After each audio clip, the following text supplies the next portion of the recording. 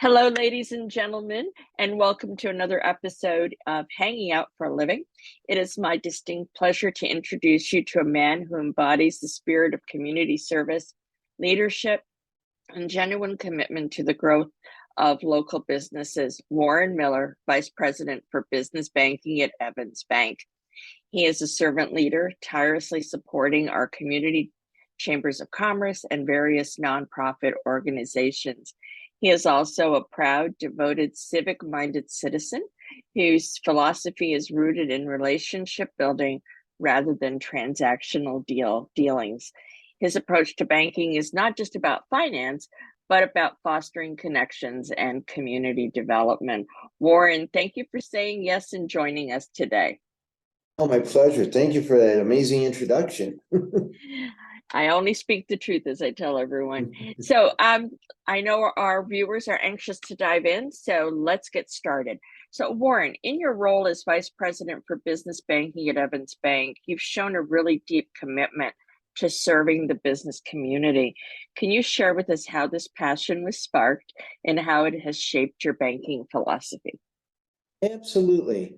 In my career, I've owned several businesses. Mortgage bank, insurance company, title insurance company. I've worked in the community for a lot of years. A few years back, I had a personal thing happen where I had a heart attack. And so I lived, survived, and I'm back stronger than ever, which is great. And one of the things I realized was instead of fighting to change the world, what really matters is the people around me and the community I live in. And if I really want to facilitate change, participate in making a better community for all of us to see and participate in. And so that's kind of been my focus. And Evans Bank recruited me because we had a working relationship. And when they came to Rochester 4 years ago, it became a nice mirrored image of what embodies Rochester. I've always said Rochester's a big city with a small town mindset because we're all pulled together and we're community. And Evans is a small bank that thrives in small communities all over Western New York. And so it was a perfect fit. Absolutely. I couldn't imagine anyone more suited and better equipped than you for that role. I hope they know, and I think they do, how blessed they are to have you on their team. Yeah, thank you. I think they do. We work really well together, and it's fun every day, I have to say. That's awesome. As a tireless supporter of community chambers of commerce and the various nonprofit organizations, what do you believe are the key elements that make a community thrive? And how do you see your role in facilitating this growth? I'd like to promote services more than rules and regulations in the community. For me, I think the basic rule that permeates everything today, if everybody comes down, is the golden rule. If we all follow that, we're following all the necessary rules in the community to live together. And so the idea is to make services available to people so that they have education and understanding and how to, I like to be a connector, how we can all work together and serve each other. Absolutely. And for as long as I've known you, you've always been an advocate for a relationship focused approach in a field often seen as transactional.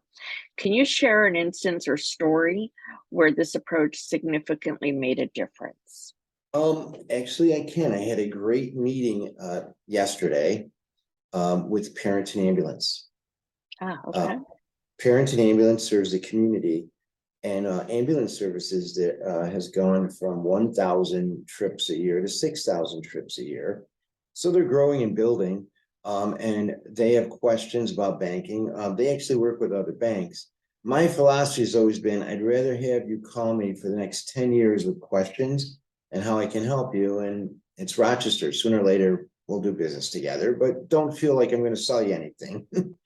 And so I've worked with them for 2 years now, helping them with their volunteers and raising funds and helping them connect with businesses in the community that want to help them. And as it comes to fruition, they're actually now building a new building, and we're in talks about how we're going to work together to make all that happen. That's amazing. And especially in such a small town as Parrington, and then having them grow in leaps and bounds as they have. And great that they have Evans Bank and you in their corner. And advocating. hopefully we're fundraising with them. That's a great thing. So, and last but not least of our questions, how do you manage to tie your civic mindedness and community service back to the bank? And how does this intertwine with your professional work and the bank's overall philosophy? Well, for starters, the bank's overall philosophy is community related and improving communities in Buffalo and in Rochester. And so every day, everybody's philosophy is how we can help, how we can promote our employees to do more in the community, to educate civic pride with the people we bring in our onboarding and training. We pay them to participate in community events and involvements, parades, cleanups, that type of thing. And frankly, it just embodies everything we do as a lifestyle. So when I'm working with clients, whether it's individuals or seniors, or out in the community, just doing general financial education. It's all about just making sure we all work together, remembering that we all live here and want to keep it the way and make it the way we want it to be. Absolutely. And I think you just said a word that really resonated with me, and I'm sure with our viewers. It's a lifestyle. It's not a job, it's a lifestyle. And I think that Yeah. just really is like the golden bow around our interview today. And so, as we bring this insightful discussion with Warren to a close, it's clear that his approach to banking is one that reaches far beyond financial transactions. It's about creating, nurturing, and strengthening. Told you, Warren, I'd fall over my mouth. And strengthening relationships within our community, fostering economic growth, and actively supporting initiatives that really uplift the community. We are absolutely encouraged by Warren's dedication to not just work, but to the people and businesses he serves. So let's continue the conversation, and Warren's contact information will be in the interview description below. And let's foster these relationships and let's collectively strengthen our communities. After all, every one of us plays a key role in shaping the community in which we live. So as we close out, thank you, Warren, for joining us today. Thank you. It was my pleasure. And here's to a brighter, connected, and more collaborative future. See you on the next episode, everybody. Go out there and make it a great day. Bye-bye. Take care.